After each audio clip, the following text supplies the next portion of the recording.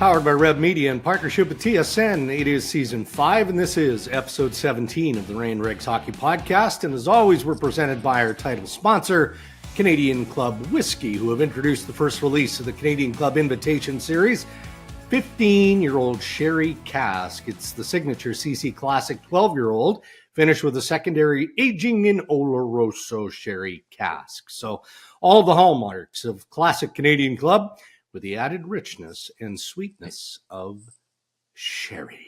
I think it's going to come. Dregs, What's I think that? it's going to come. I think the CC with the Oloroso? from the Oloroso barrel and the sherry cask, I think it's coming right for the holiday. Yeah. Doesn't that sound like that would be yeah. I'm intrigued, and you know what? We've got to get to our people at Canadian Club to walk us through the process. Like, is this something? I mean, it doesn't seem like something you would mix. I don't mix anything with whiskey, period. And I flip back and forth from a big lump of ice to just neat, just fine neat. Really? So yeah. I'm curious. I want to, because I envision it the same as you do. Christmas is coming, holidays right there. Right. Nice sipper with a fire going on. So looking forward to it. How was your weekend? How was my weekend? I don't really know. One of those big blur, huh? Yeah, it just kind of went through. Let's see, we didn't have much soccer. I think I was just home doing. How about yesterday? We had our fall cleanup, and because I'm like yard work, right? Yeah. And so I do leaves. bunch of it. I do a bunch of it, but then like the last little cleanup, we have company do that. So I got lazy, and there was a bunch of leaves in the backyard, and so the fellas were there. I'm like, hey, you got that lawn blower with you, or that blower with you? They're like, yeah. I go, could you take care of the back too? So anyways, these guys do an amazing job. And so Cammie comes home last night, and she's like, oh, you did the yard. I'm like, yeah, I did it today. And yes, you did. And I go, yeah, it didn't take that long. I said, our little electric blower didn't really do much, but I raked it up. And Riley's eating a bowl of cereal. Riley's 16, and he looks up and he goes, no, you didn't. And I go, what do you mean? He was at school all day. I go, what do you know? He goes, there's no way you raked the yard. Yeah, okay, you're right. Yeah, somebody else did it. He just pulled the rug out from me. How about yourself? Yeah. Good one? Look, at the end of the day, it got done, right? It doesn't matter who did it. It got done. Yeah, I tried to take the credit, though, Dregs. I tried. You started, but then you saw an opportunity to make your life a little bit easier, and you seized that opportunity. I did. That's what life is all about. How about you? You know what? Football, I know, eh? Sunday football. Little football. Yeah, Sunday football. But, I mean, so back in the day when I lived on the prairies, the Grey Cup, I mean, it's still an enormous deal, obviously, across Canada, right? I mean, it's a celebrated game as it should be, but we'd have the Grey Cup parties, and everybody would bring an appetizer, and, it would turn into just a runaway Sunday. This one, though, so yeah, I went out, had lunch with my buddies, watched the early NFL game, most of it, came home, and I'm sitting there, and look, you probably were busy, didn't have time to watch the Grey Cup with the Blue Bombers and the Alouettes. It was super entertaining, including right at the end of it. And you would remember the name Corey Philpott, right? Of course, yep. Like, I'm watching, this is how disconnected I am with the CFL now, which I shouldn't say because it's one of the premier events on TSN. But, Philpott catches this touchdown pass to win it for the Alouettes in the dying minutes. I'm like, he can't still be playing. Right, and then I realized it's his son. You dummy. I'm like, oh boy. But by the way, one thing I did watch that just reminded me. Did you catch any of the F1 race from Vegas? No, just the highlights. Oh man, Did it look awesome? So this is my favorite part of the race. Yeah. Max Verstappen's trying to pass, and they go, oh, he didn't have enough room on that straightaway. It was only 1.2 miles. Yeah. They're doing down the straight 1.2 miles. They were doing like 207 miles an hour. Oh, boy. It's like Vegas, right? It looked great. The lights are up. They go down the backstretch, and I said to Cammie, hey, I've been in that CVS. There's a big CVS right in the thing. And you're like, man, what great track line for them. You were on me like 2-3 years ago. One of Yeah. the episodes of the Rain Dregs podcast. You got to watch this documentary. You got to watch this document. I still haven't watched it.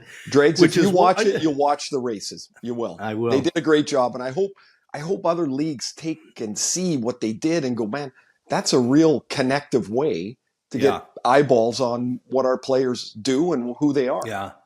It's kind of why I'm disappointed that Ryan Reynolds didn't end up in the National Hockey League, whether it was specific to Ottawa or not, just because of everything that he's done with football in Europe.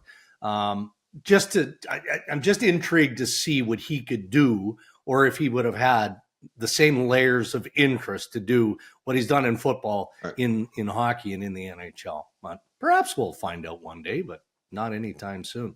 You're going to be excited with this as we go into headlines because you're a sweets guy. Traveled with you a lot. I remember in Paris walking by the pastry shops. Here we go. Your head was on a swivel, man. You're like, ooh, look at that. Is that chocolate? I thought you were going to talk about when I ducked into the chocolate shop. Yeah. And I bought these 3 little chocolates. I was so excited. I was going to eat them after dinner. Went for dinner. I'm almost certain you were there. I know Gord. I was there. Yeah. And the chocolates melted in my pocket. Yeah. And my shirt was like so disappointed. Oh, what a sad moment. Well, this is why you're going to be excited going into the Tim Hortons headlines, because Tim Hortons now has some tasty beverages to go along with the baked goods, Ray, and their menu for the holidays coming up. I haven't tried it, but I will today. Their new non-alcoholic Baileys flavored Tim Hortons classics. Oh. I mean, we've seen the commercials now. It looks delicious. Mm-hmm. It's a Baileys cream coffee, so it's the classic taste of Tim's original blend coffee, infused, of course, with the flavor of Baileys and cream, non-alcoholic, and also a wide variety of holiday drinks that go along with those baked goods that you so like. So it's only at Tim's. Can't wait to get in there. Down the street. Yeah. All right. There's a lot of positive stuff that's happening around the National Hockey League, but we're kind of a headline grabber, which is why it is the Tim Hortons headlines. So let's start with some of the not so positive stuff. And it's not often that the Columbus Blue Jackets would lead headlines on the Rain Dregs Hockey Podcast, but here we are. Every other day, Ray, it seems like there's something else going on with the Blue Jackets. So they healthy scratched Patrick Laine on Sunday in a 5-2 loss. According to head coach Pascal Vincent, Laine didn't take the news very well. Why would he? Right. But and we've talked about the benching of Gaudreau. It just feels like this culture set is getting a little bit out of hand. Like, do you honestly think that Patrick Laine is going to change the way he plays or approaches the game to a point where they're not going to have to crack him? Like, he doesn't seem like that personality to me, that he is going to be coached to a place where he's finally going to adapt. Does he seem that way to you? No, he doesn't. And I don't know why anybody would be surprised after this many years that he's a tough egg to crack at times. So here's this to me starts and lands on the feet of Mike Babcock still, because you put Pascal Vincent into a terrible spot. Every player knows there that he was bypassed for that coaching job twice, right? They went and hired somebody else twice. Yeah. And no matter what Jarmo Kekalainen, the GM, says, to say he's a terrific coach, but and we're excited to have him. Well, kind of no, you're not, because you would have hired him twice before for whatever the reason was. So you go back to that. You can't fix that. Everybody in the game of, I was going to say in the game of hockey, but everybody in most every sport knows being an assistant coach and then becoming a head coach with the same team it's a virtual impossibility because of the way that you have to conduct yourself as an assistant coach and the way you have to conduct yourself as a head coach. They're two different things, and they don't almost never mesh. So you've put your new head coach in a terrible spot. He wants to change the way things are going. Well, he didn't have a training camp to implement stuff. You just had to kind of run headlong into it. And this is kind of like, there's an old fable about, wading into the waves and punching the waves, and of course you're going to lose every time until eventually you accept what the waves give you. You learn like on a surfboard and you surf with the waves. In Columbus, they're fighting everybody. The management and the coaches are fighting everybody, trying to reset this thing. It's not going to work. It doesn't work. It's clear. We've seen it. They've got one of the worst records in the league again. So if this is what it's going to be all year, it's just going to be another year where they're climbing uphill. And it's easy for me to see. I'm sitting here in my house, but it's the wrong approach. You're not going to change Johnny Gaudreau and Patrick Laine, and you can't have 20 Boone Jenners. That's not the way it works, right? Like, you've got talented, creative people, and you've got to figure out a way to connect to them. How about they told David Jiricek, the 19-year-old defenseman, go get a place, and then they sent him to the minors? Yeah. Like, that's just not the way things are done. And pretty soon they're at a point here where individual benchings are not going to work. They have to find a way to unite the team, and this is not the way to do it. No, on ice. So Aaron Portzline at The Athletic wrote a pretty in-depth piece. I'm sure you read it. Columbus has used 35 different forward lines in 19 games. 35. I don't know what the average would be. I mean, coaches change their line combinations a lot. Yeah. 35 seems like an extraordinary number to me. I would say, unless you're decimated by injuries, you could probably come up with 25. And the reason I say that is there would be somebody banged up in a game, you got to change your line. There would be maybe a line switch for a couple of minutes here and there. If you're changing the lines that much, that means whatever you're seeing on the ice you don't like. Often. And so even along with this, Dregs, I just thought of this. So they sent down Kent Johnson, their first rounder from a couple of years ago. Like, they're kind of neither a young team nor an old team.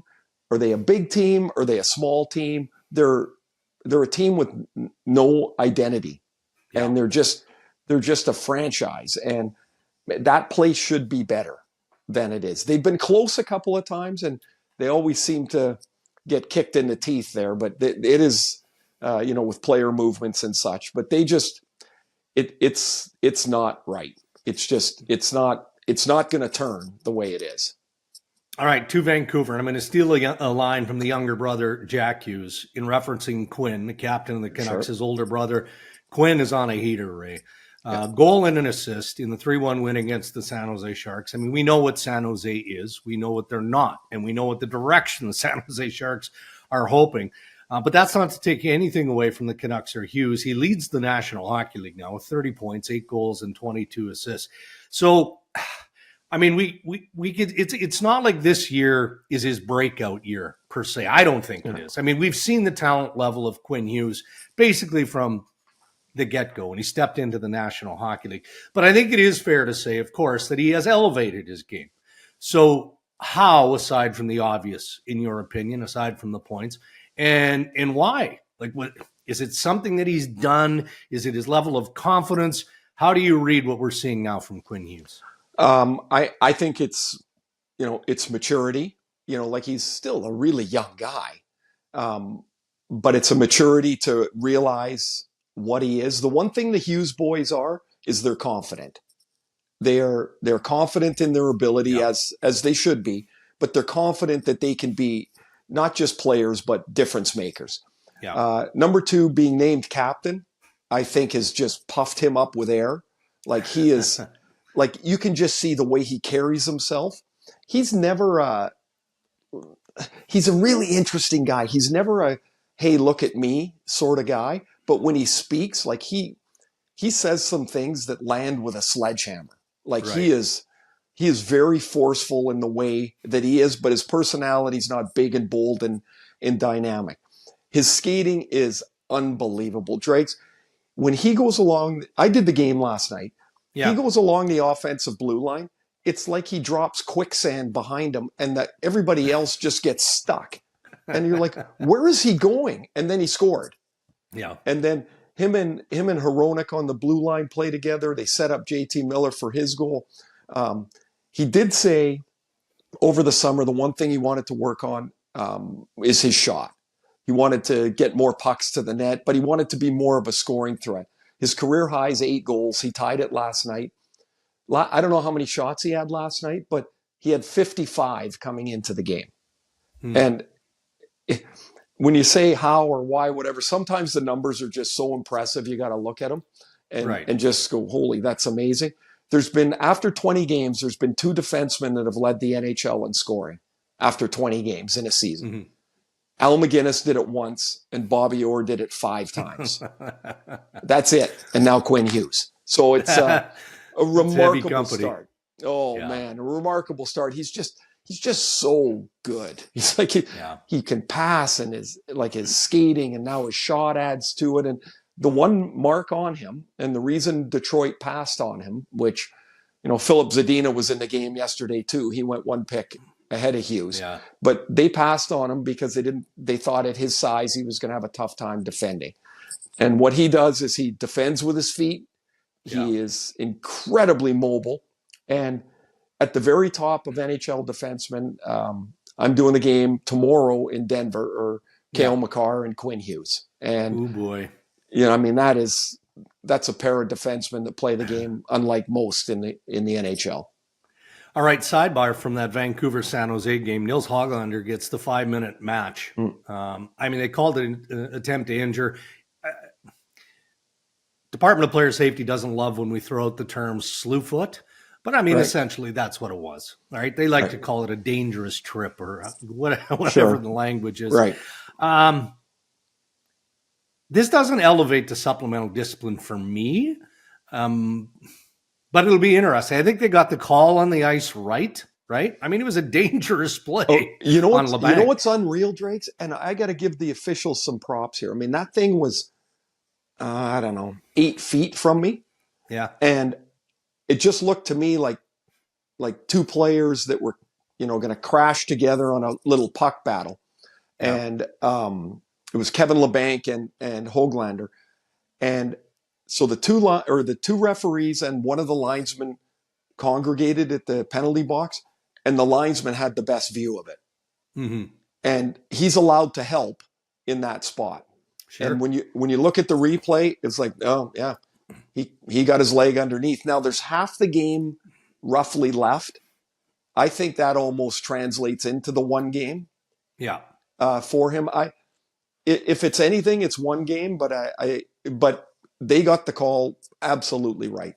They really did. That was really good work by the officials to get that right. Yeah. William Nylander, Ray, enjoyed some home cooking as part of the Global Series in Sweden. And, we'll talk a little bit about Willie. And obviously everything kind of directs then to a contract negotiation, where he might end up and how are the Leafs going to make room. Cling, yeah, of cling. course. But we also have a question coming up in Ask Ray and Dregs Anything about William Nylander, which I don't think it's going to ruffle your feathers, but I think it's you going do, to because something. that's why you threw it out there. Yeah, you did. So Willie extends his point streak to 17, and I think an unfair rap on Willie is he's certainly more consistent this year. Consistently making his way to being a superstar in the National Hockey League. And, we talked about maturity and confidence at Quinn Hughes a minute or so ago. And correct me if I'm wrong, but I think that's what we're seeing in some of the plays that Nylander has completed. I think to the Hall of Fame game, the first goal he scored against Calgary.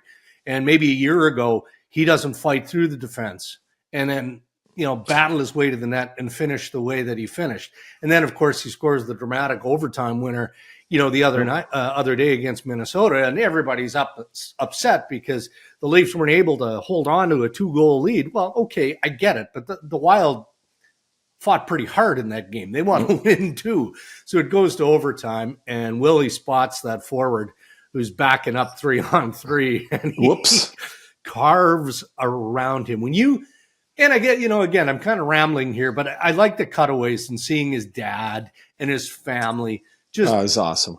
loving and his dad was a pretty good player, correct? I mean, his dad was a good NHL player. So when you watch Nylander now, what are you seeing, and should we be able to expect that much more in based of where he's headed? I personally think he's a player that is in the is it in the prime, very prime of his career. I don't think this is a 6-month thing. I don't think it's a contract year thing, and this is why I don't think it's a contract year thing.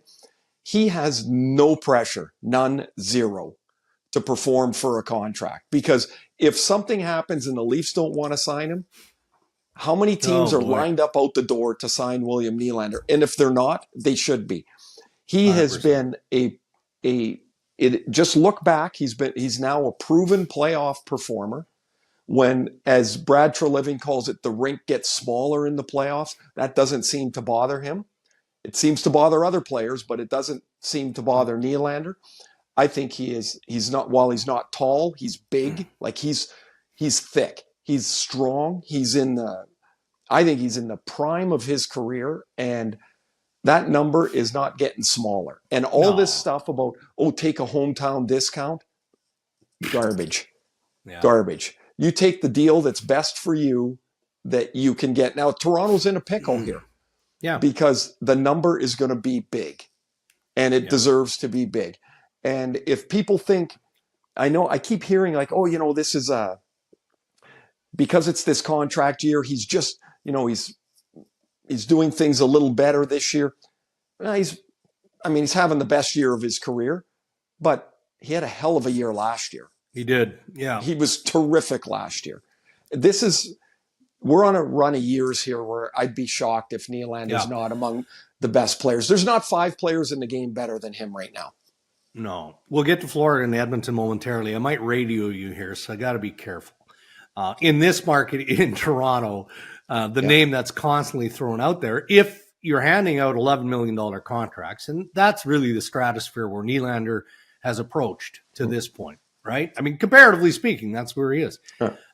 So part of the analysis of this situation moving forward in Toronto is, okay, well, you got to break up the band. One of those guys has to go. And the most obvious, the most talked about is Mitch Marner.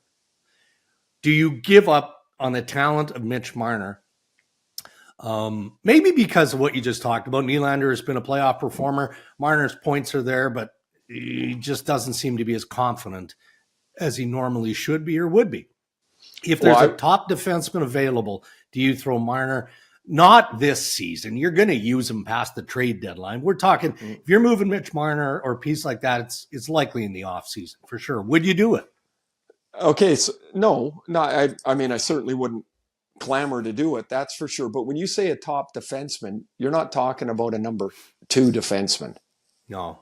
Yeah. And so how many guys are going to trade a top defenseman for a very good winger? They're just not. Right. Like you can't find the defenseman. You've got a chance to find a winger a lot easier than a number 1D. Here's the real crux of this whole thing, Dregs, is that you're looking at a 1-year problem in Toronto. It's just 1 year because that's what Tavares has on his deal after this year, correct? Yeah. And then you're out of your cap jail for as much you want to spend on your top forwards. But in that 1 year, like I wouldn't want to blow up my team, which is your core, for 1 year. The only way you do it is if you go, you know what, by making this move, we are better. Because you have to push that 1 year forward and say, okay, if we trade Marner, that means we don't have Marner and Tavares. So the big 4 is really a big 2. Yeah. It changes the complexion of your team in a massive way. But that's a franchise altering trade if they decide to move. Definitely is. If they decide to move Marner. It's not for pieces here. Like this is you're not looking for 4 players back. You're looking for 1. And right? Because it has to be a game changer for you. Brad Treliving didn't have a lot of hair when he took on the job as general manager of the Toronto Maple Leafs. Now he's like Charlie Brown with like 3 sprigs up there. If there's one thing, Dregs, if there's one thing I never comment on, it's somebody His else's hair? salad. Yeah, I just look at this thing. What am I going to say? Yeah, I'm pretty sure he's not an avid listener or watcher of the Rain Dregs podcast. We'll have to find out next time. Oh, you'll tell him. For sure, I'll tell him. You know. All right, Cal Pickard made 27 saves for the Oilers. Unfortunately, that wasn't nearly good enough. They gave up that 2-0 lead. It had elements of being a decent game, but once again, the Oilers' defensive woes continue to plague them. I mean, talk Dregs, about coach bump. If there was a coach bump, that wasn't a bump. That was like a blip, a little pimple. It wasn't a bump. So okay, which goal? I don't know if it was the third goal or the fourth goal. Not just a single one guy out, but what is Evan Bouchard doing? Yeah, he's just skating around in a circle. Yeah, and he has to be one of their better defenders, and it's not even close. The goaltending is a mess. Like, it really is. Like, what are you expecting Pickard to be able to do? Yeah. Right? You would have liked a couple of more saves, and I'm sure he would have too, but man, it's a really tough spot for a guy that hasn't played in the league for 4 years to come in and expect him he's going to lock the door down. Yeah. Right? How do you go find a goalie? What do you pay for it? What do you and if you get a goalie, are you trying to get a starter, or are you trying to get someone to play rotationally with Skinner? Because that's going to affect what you have for assets to move. Yeah. Those are tough losses for them, because you're right. Any sense of momentum there just now feels like it just left. It's just gone again. Yeah. What is it? I mean, you played on some tough teams over the years. I'm not I'm not going to make the comparison to Atlanta, Edmonton. They're light years apart. That's not the point I'm making. Point I'm making as a player, when you're in that room, the media is part of your job. That's what that you sign up for that. That's what you have to do. You take the good, you deal with the bad. That's what you do. But that leadership core is running out of answers, right? I mean, the questions are tough because they have to be tough. They're fair tough. I mean, the fan base is frustrated, but as a player, you're sitting there going, I don't know, what do you want me to tell you? Okay, so here's the easy thing again. Like I was telling you about Columbus and how easy it is. I'm sitting in my house to make the decisions that you need to make. And it's the same thing in Edmonton. But I've been in that room when the frustration is like, you can feel it. You can almost touch it. The solution is to find a way to let the frustration drain. But it just doesn't happen that way. When you're in the middle of it, man, it's like it's coming at you from all sides. Everything feels like the worst thing. And you can think about, you need more from Draisaitl and more from McDavid, which of course you do. But in the third period, Evander Kane takes a misconduct yesterday, right? Yeah. Yeah. Like, I know he'd had a good little run there, but like, it's always something. That term, whack-a-mole, really feels like where the Oilers are at. Like, you put out one fire, here's another one over here. It never ends for them. And until they can find a way as a group to let that frustration drain, they're going to have good, because they have good players, and then they're going to have bad when the frustration bubbles up again. All right, just a thought or two quickly on the Florida Panthers, who quietly, maybe not so quiet of late, they've won 7 of 8, are climbing the conference, climbing in the division, and this is a team that is on a roll. And should we be surprised by this? And one thing I will say is, I know Billy Zito well. He's been on the podcast. His brain is always churning, and he's always he's always got something going on, which is why Florida's been connected to Patty Kane, among the teams of interest. He's going to find a way to make this team better. But right now, they look pretty good again. Are you at all surprised? I'm going to say this. I'm shocked. And the reason I am is they've had Brandon Montour and Aaron Ekblad back in their lineup for about 5 days. Paul Maurice said last year at the tail end of the playoffs, when they were eliminated, how hard it was going to be to make the playoffs this year, given the injury problems they were going to have coming out of the gate. Because they knew about Montour and they knew about Ekblad. They knew they were going to have to lose a player or two because of cap stuff. And I mean, Sam Reinhart has elevated his game to a place that he's kind of washed over some of the losses that they've had. Yeah. But Dregs, I'm gonna. It's not the best because when you say something is the best, you may have forgotten a year or two somewhere in there. This is among Paul Maurice's best coaching jobs because they have built a team now in Florida. Again, in comparison to Columbus, where I said like they don't have, they're not big or small or whatever. They've built an identity in Florida. Yeah. They really have. If you go in there, you better be prepared to be physical, to challenge for the puck, challenge for the game. They've done an outstanding job in Florida like that. That team feels like they can beat anybody. You can just see it. And agreed. More and more, the Kane thing kind of makes sense. It really does. And so that's going to play itself out in the next little bit, but it makes sense. They've had a really, really impressive 20 games without two of their top three defensemen. I'm really surprised and impressed with it. Slide them on the half wall on that power play. I think you'd probably look pretty good there. Yeah, now I don't know how he's going to be able to skate and his pace and all that, but you get the puck in his hands, and I'm sure he's still going to be incredibly dangerous. Yeah, we've got insider trading tonight, and undoubtedly, as we record here on Tuesday, Patty Kane and the latest on his decision-making will be a big part of that. So thank you, Tim Hortons, for the headlines. Tim's new non-alcoholic Baileys-flavored holiday menu. Enjoy the classic taste of the holidays anytime with a creamy Baileys-flavored latte. Celebrate the season with the taste of the holidays with Tim's new non-alcoholic Baileys-flavored holiday menu. Our interviews on Ray and Dregs this year brought to us by Canadian Club Whiskey, who have introduced the first release of the Canadian Club Invitation Series, CC 15-year-old Sherry Cask. Time for Ask Ray and Dregs Anything. I teased this a little while ago. You can send us your questions on Twitter or Instagram at Ray and Dregs or on the website, rayandregs.com.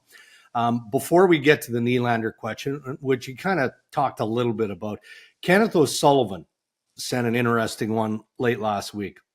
He says, and obviously he's old enough to remember how great Peter Forsberg was, right, in the NHL. He goes, when I watch Peter Forsberg highlights, I often see a reverse hit on Ray in an LA Kings jersey. So you remember it, obviously. And in your opinion, Ray, what made Peter Forsberg so special? He was a ferocious competitor. Like among the most competitive guys I ever played against. Yeah.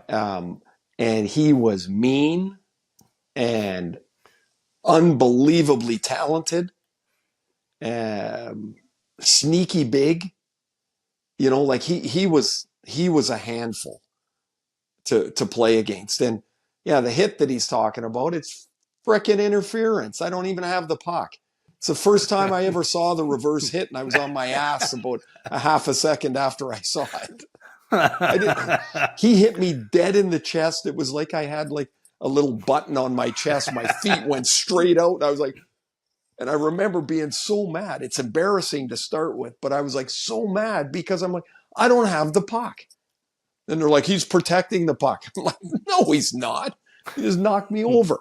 So anyways, I'd say his superpower was his competitiveness. It was, oh man, what that guy went through to play and to play at the level he did was remarkable. Does that play still bugs you, doesn't it? Not on you specifically, but I've heard you as part of your analysis talk about it because it's a part of what players do now. Yeah, I think you're allowed to brace yourself and to, push back a little bit. But when the guy with the puck launches himself into the defender, that's interference every time, all day, and it never gets called. And if it happened to me, I would be furious every time. Furious Ray is a better Ray in certain situations. God, that just bugs me, man. It's a penalty. Hell. Thanks, Kenny. That's a terrific question. All right. Cody Gutcher. I'm not sure, but we'll go with Gutcher. And this is the Nylander question. You answered some of it, but he says in past seasons, we've seen Nylander demoted down the lineup because of lackluster play and just not seem to be engaged. Do you think his play this year is solely based on a contract year? And secondly, do you think this new Nylander will continue after he gets his contract, or will we see the familiar Nylander we have seen in years past? I think, Cody, it has nothing to do with his contract. I think 0%. And the reason I think that, as I said earlier, if Toronto doesn't want to sign him, he's getting $10 million somewhere else. It's not like he's begging for nickels here, or that he's playing for his NHL life. That is pressure. Yeah. I think he's on, you called it a heater earlier. I think he's on that. I think he's in the prime of his career. The inconsistency when he was benched down the lineup, was that 2 years, 3 years, or 4 years ago? I don't remember, because it sure as hell wasn't last year. This is it's almost like if you look at a guy that scored 40 goals 3 years ago and say, oh, maybe he could get 40 again. No, he can't. He did it once. Yeah. Mm-hmm. I would be stunned if there's an inconsistent drop down the lineup Nylander still available, because it's not there anymore. It's not who he is. No, I agree. All right. Thanks, Cody. And thank you, Kenneth. Ask Ray and Dregs anything. What's your travel schedule like? You're home. You can tell by the fancy backdrop. I'm home until I leave in an hour or two to go to Denver. Canucks in Colorado on, what day is today? Today is Tuesday. Yeah, Thursday? Okay. So, Canucks in Colorado on Wednesday. Right. Canucks at Seattle on Friday. Yeah. And then I'm going to San Diego early Saturday morning. My youngest guy, Reese, is in a soccer tournament. So very nice. Really looking forward to getting down and watching him. No kidding. Good for you. So, all right. That's the week. What do you got going? What do you got? Yeah, just another week in the salt mine, right? Today? Yeah, insider trading. Yeah, we've got a rare, not necessarily rare for the Maple Leafs. They seem to have a lot of Friday games this year. But Bob McKenzie made, speaking of rare, a rare in-studio appearance last Friday as part of the regional coverage. One of his 4. So that's, Bobby Mack has blazed a trail for many of us, right? That's the ultimate retirement package, isn't it? You live in Florida most of the winter. You come out because you've contracted 4 Toronto Maple Leaf regional games in studio. You do your draft prep. You do all of this stuff and play golf the rest of the way. He says he's getting better. I got to see it. He joined a club, and so Bobby Mack's hooked. I like it. Love it. He doesn't do anything kind of half-assed, does he? Like, I remember he got this fancy rowing machine, and he'd dive onto that thing for an hour, just pile into it. Same thing with golf. Like, he practices relentlessly. Good for him. Yeah. But and I'm not poking fun at him. I wonder, better is better. So if he was 100-stroke player, sure, maybe he's 90. That's a considerable. Considerable but achievement. That's the thing with golf. It doesn't matter what your score is. You play yourself and you play the course and have some laughs with your buddies. Like, that's good for him, man. So you better be careful, because pretty soon Bobby's going to negotiate strokes from you, and then pretty soon you're going to be playing uphill. I can just see it happening. All right, buddy. Well, travel safe and enjoy the soccer with your boys on the weekend. Yeah, well, we'll get. I think we got one more before we get to one more. Yeah, we'll get before we get to San Diego, a little blast of sun, and sure. So have a good week, and thanks for listening, everybody. Yes, and thank you to the sponsors who continue to support Ray and Dregs, our title sponsor, Canadian Club Whiskey, and Tim Hortons. Until next time, everybody, stay safe.